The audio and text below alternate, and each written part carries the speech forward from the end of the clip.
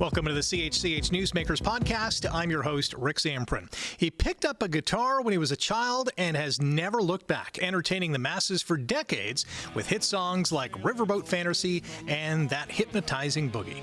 And now he's set to play OLG Stage at Niagara Fallsview Casino Resort on May 2nd. Joining me on Newsmakers is Canadian musician David Wilcox. David, thanks for joining me today. Thank you, Rick. Most appreciated. You've had an incredible career, top to bottom, beginning to not nearly close to the end, I would think, because you're still rocking and rolling. OLG Stage coming up May 2nd. How excited are you to continue your music excellence for the masses? Well, it's what I love to do. You know, it's the main joy of my life, really. And so the excitement keeps growing. I'm still enjoying it, still learning, and still, writing new songs. Yeah. Kim Mitchell's part of the show as well. Yeah, very much so. Yeah.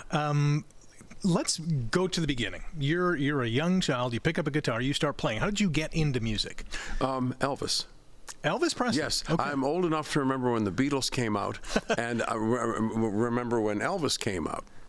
When the Beatles came out, believe it or not, and you may, I don't know, remember this or not, the grown-ups thought they were kind of silly, with the haircuts and stuff like that. And but when Elvis came out, they wanted to kill him. Oh, he was scary, and he radiated a kind of danger when he first came out. And I thought, he makes the grown-ups upset, he must be great.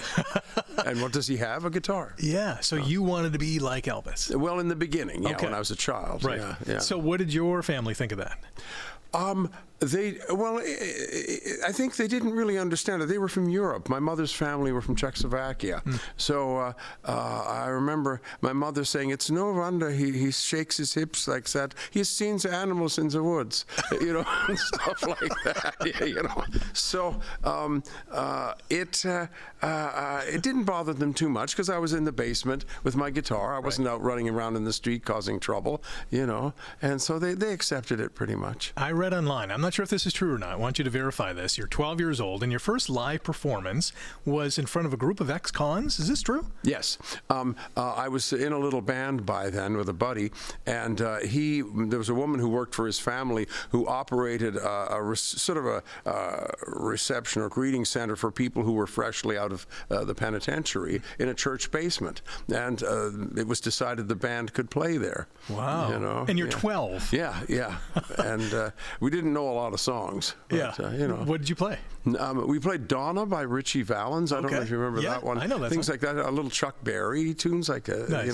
So some of the classics. Yeah, exactly. And a guy in the audience slid a chair across the dance floor at the stage, and I went to the mic and said, 3 chairs for that man over there, and a front man was born. Amazing. When did you realize, hey, I'm pretty good at this? Well, when I was 21, I was very, very lucky.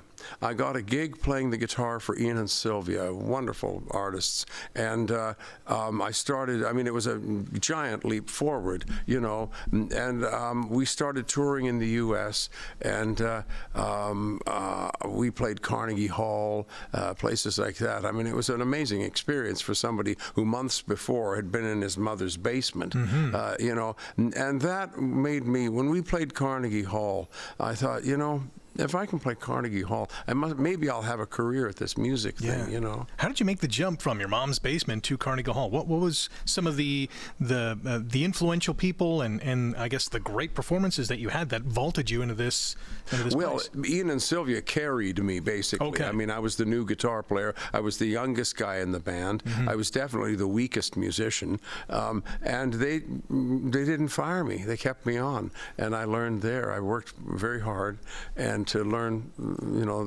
good guitar parts, and I had some help from the people around me. Right. So that's how. They must have saw something in you, like some, a promising aspect of this guy can be a superstar. Well, I've wondered about that because Ian auditioned me in their basement in Rosedale, and I think probably it might have been because I tried not to get in the way. I didn't showboat, I couldn't showboat, but I tried to just back up the voice and play, phrase around the singing and stuff like that. It's the only thing I can think of. Yeah. You mentioned Elvis Presley. We're there, and we're just fresh off the Junos at TD Coliseum in Hamilton. Were there Canadian musicians that you looked up to, or you thought, I could be somebody like X, Y, or Z?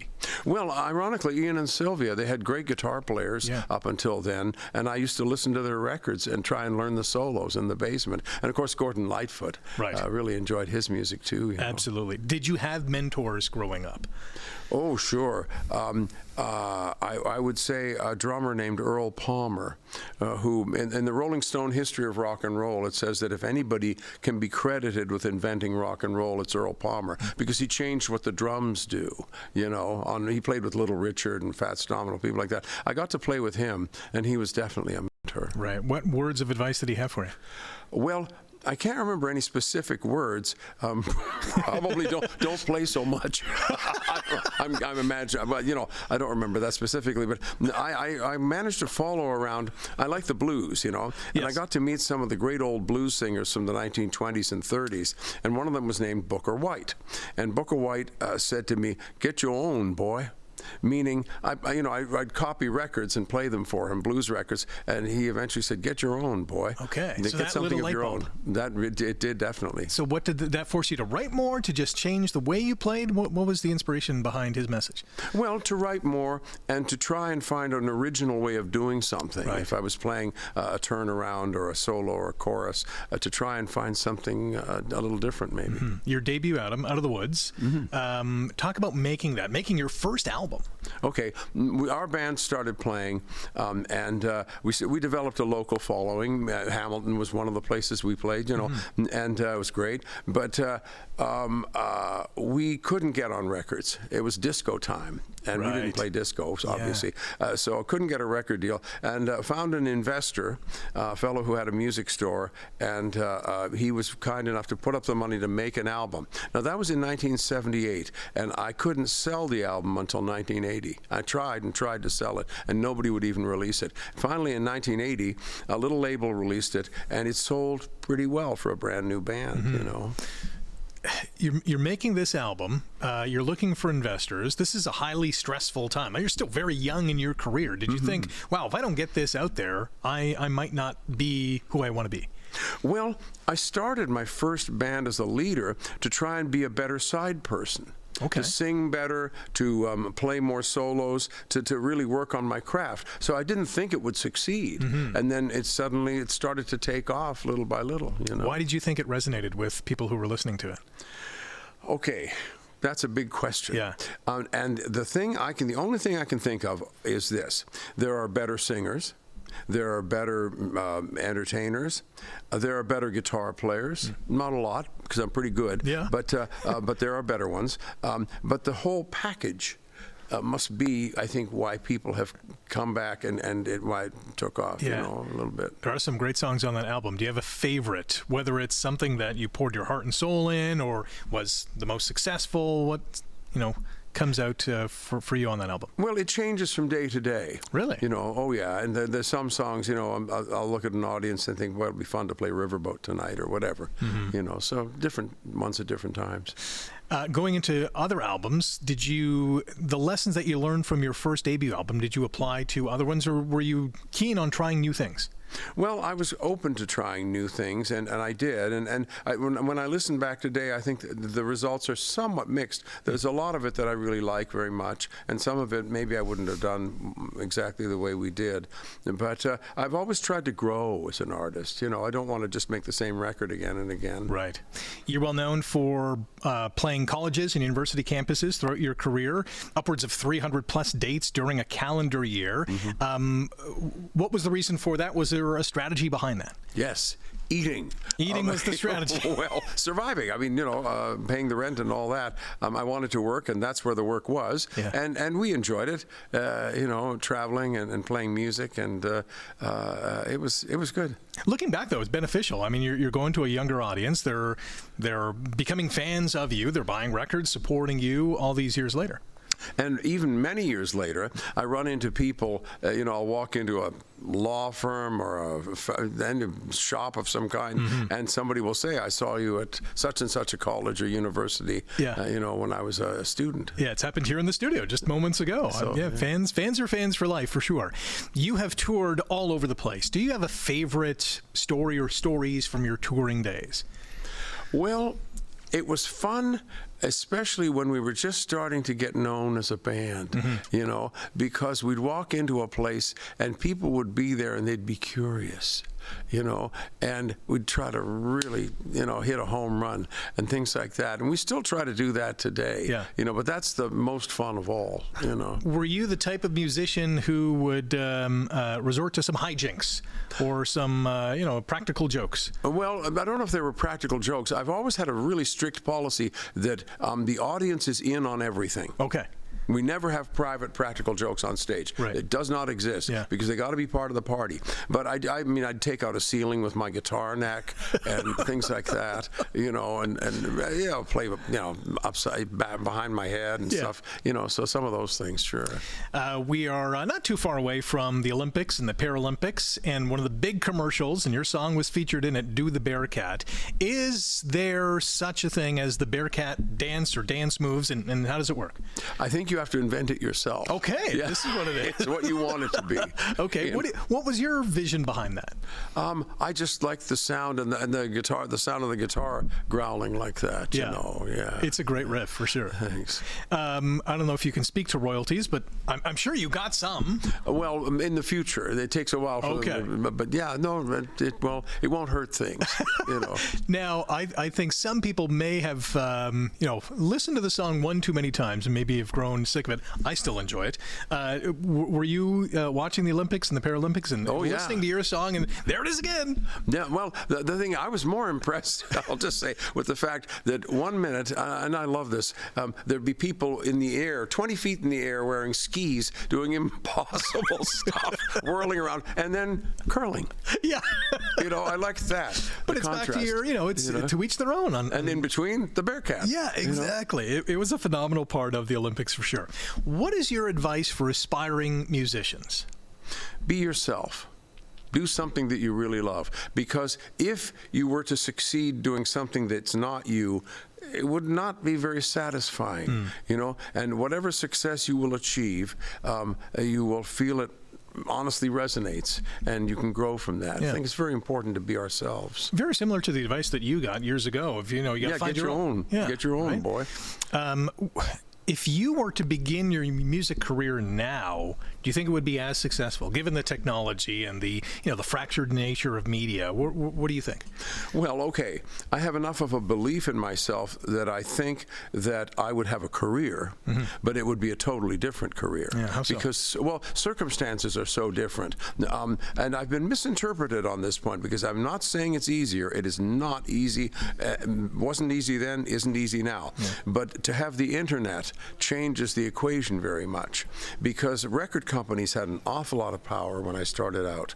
And if you didn't get signed, you didn't have a chance. I got signed. I was one of the lucky ones, right? But we all knew artists who were very good who didn't get signed. Yeah. You know? And why was that? They didn't just fit the the labels mold. didn't believe in them? Yeah, executive ego maybe, or I don't know. They just didn't fit the mold. Yeah. You know? You bring up a great point. If you were not on the radio back in the day, no one knew about you. Right? There was no podcasting, there was no internet, there was no social media to say, oh, I'll just put my stuff there. But that's right. And I remember the night that it changed for us, because we finally got an album out around 1980, and we're touring and playing in clubs and bars and stuff like that. And one night I went to a small town, and I can't remember the name of it, in Ontario.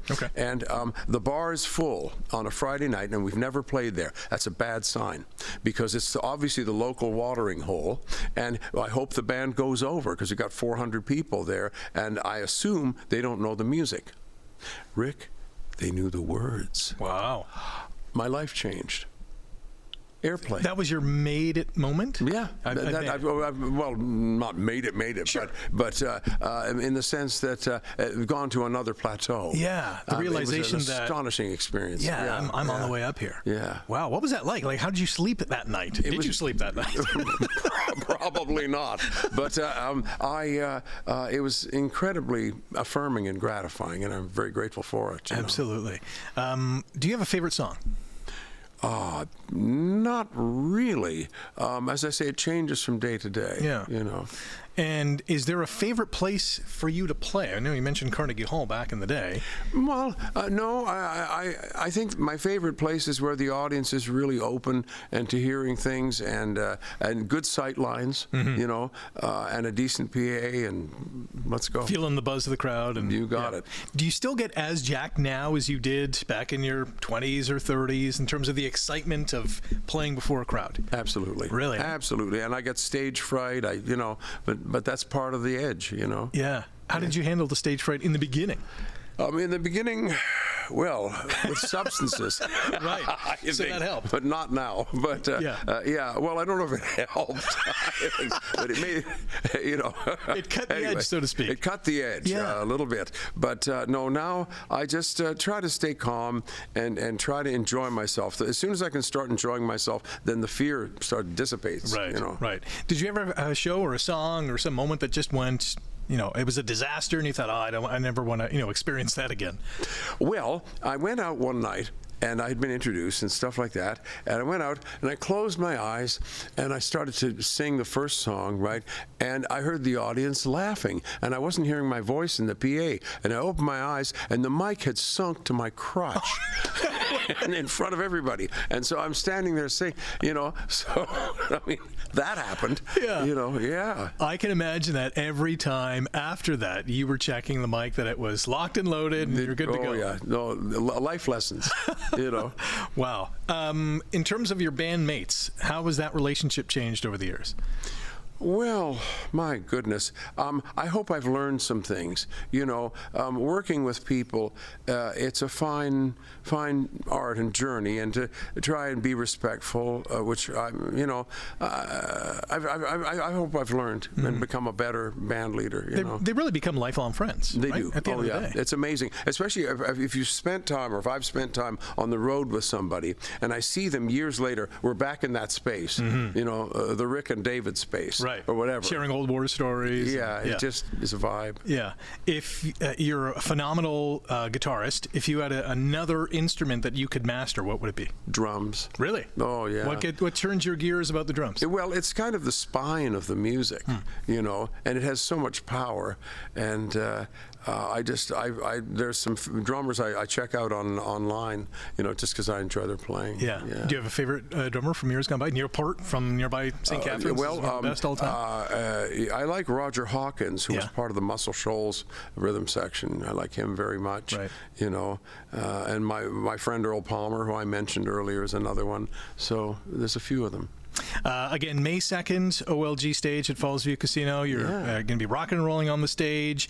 Give us your sense of playing that venue. It's pretty iconic. It's a beautiful venue. Yeah. It's great. Well, I mentioned good sight lines earlier. I mean, they're superb. The PA is state of the art, and we get treated very well. So it's a joy to play there. All right. Well, tickets available online, and I'm sure a lot of people will be watching your show and checking out Kim Mitchell as well.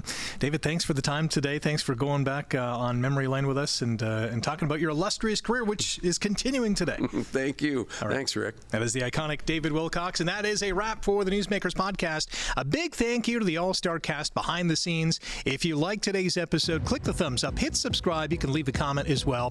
Catch the Newsmakers podcast on chch.com/podcasts and wherever you get your favorite podcasts.